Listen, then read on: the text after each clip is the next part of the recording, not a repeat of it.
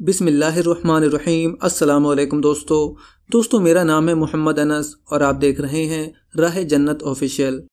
बाबरी मस्जिद भले ही आज एक यादगार बन चुकी हो, लेकिन उसकी शहादत ने ऐसा इनकलाब बर्पा किया कि इसे गिराने वाले ही मुसलमान बन गए। बाबरी मस्जिद पर पहली कुदाल चलाने वाले आज इस्लाम कबूल करके दीन का काम कर रहे हैं। तारीख ने इससे पहले ये मंजर कभी नहीं देखा कि एक मस्जिद को गिराने वाला इंसान आज हजारों मस्जिदें बनवा चुका है। दोस्तों, दुनिया उस वक्त हैरान रह गई जब बाबरी मस्जिद के गुंबद पर पहला हमला करने वाले बलबीर सिंह ने इस्लाम कबूल करके अपना नाम मोहम्मद आमिर रख लिया।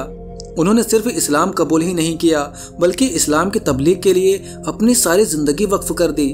बलबीर सिंह की पैदाइश हरियाणा के पानीपत इलाके में हुई। उनके बाप दौलता राम सरकारी टीचर थे, जिनके दिल में मुसलमानों के लिए बड़ी इज्जत थी। वो मुल्क में मुसलमानों के खिलाफ बन रहे माहौल को खत्म करने का काम कर रहे थे, लेकिन उन्हें क्या मालूम था कि कुछ ही दिनों बाद उनके घर को अपने ही चिराग से आग लगने वाली है।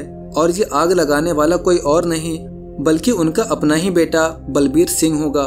दोस्तों, आज तक न्यूज को दिए गए इंटरव्यू के मुताबिक बलबीर सिंह बाबरी मस्जिद पर चढ़कर पहला हमला करने वाले लोगों में शामिल थे।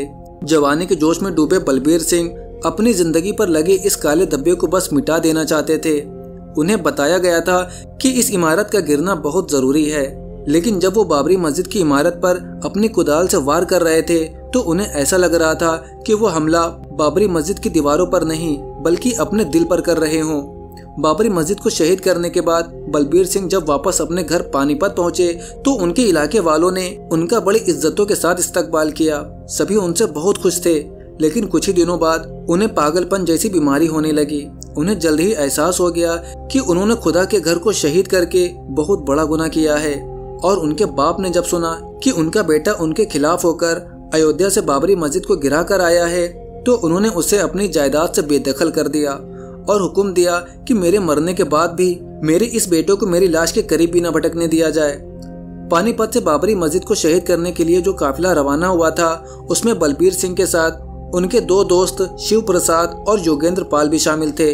शिव प्रसाद और योगेंद्र पाल को भी उसी दिमागी बीमारी से गुजरना पड़ा जिससे बलबीर सिंह गुजर रहे थे।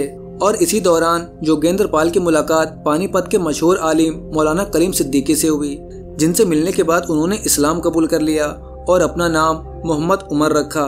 योगेंद्र पाल मुसलमान हो चुके थे और जब वो कुछ दिनों बाद अपने दोस्त बलबीर सिंह से मिले तो उन्होंने उसे भी इस्लाम की दावत दी।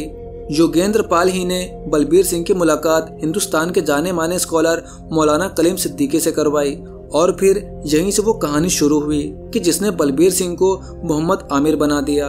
बलबीर सिंह कई महीनों तक मौलाना कलीम सिद्दीकी के मदरसे में रहकर सुकून की तलाश में भटकते रहे। दोस्तों, ये एक मुसलमान ही का इम्तियाज हो सकता है कि उसने एक ऐसे इंसान को अपने घर में पनाह दी कि जिसने उसकी मस्जिदों और इबादत गाहों को मिट्टी में मिला दिया था। बलबीर सिंह की माने तो मौलाना कलीम सिद्दीकी के साथ रहकर उन्होंने इस्लाम को बहुत अच्छी तरह सीखा और यही उनकी जिंदगी का सबसे बड़ा सबक था जिसे वो कभी नहीं भुला सकते थे। बलबीर सिंह ने जब इस्लाम का मुताला शुरू किया तो वो जल्द ही समझ गए कि बेशक कुरान ही आसमानी किताब है और इस्लाम दुनिया का सबसे बेहतरीन मजहब है। इस्लाम कबूल करने के बाद बलबीर सिंह ने अपना नाम मोहम्मद आमिर रख लिया और पूरे हिंदुस्तान में कुरान की तालीमात को फैलाने में लग गए। इस्लाम कबूल करने के बाद उन्होंने पूरे हिंदुस्तान में 100 से ज्यादा मस्जिदें बनवाई और उनके इस्लाम अपनाने के 20 दिन बाद ही उनकी बीवी भी मुसलमान हो गई। लोगों के लिए आज ये एक हैरानी की बात है कि बाबरी मस्जिद पर पहला फावड़ा चलाने वाला बलबीर सिंह कैसे सिर्फ 2 साल बाद ही इस्लाम कबूल करके मुसलमान बन गया।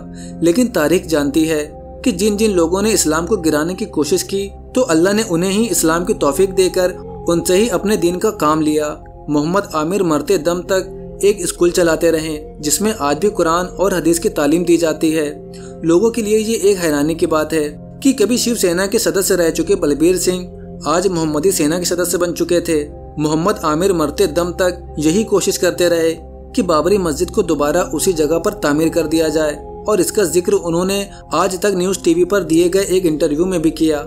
हालांकि उनकी ये मुराद पूरी ना हो सकी और बाबरी मस्जिद पर आए फैसले ने उन्हें तोड़ कर रख दिया। और फिर कुछ दिनों बाद 22 जुलाई 2031 को उनका इंतकाल हो गया।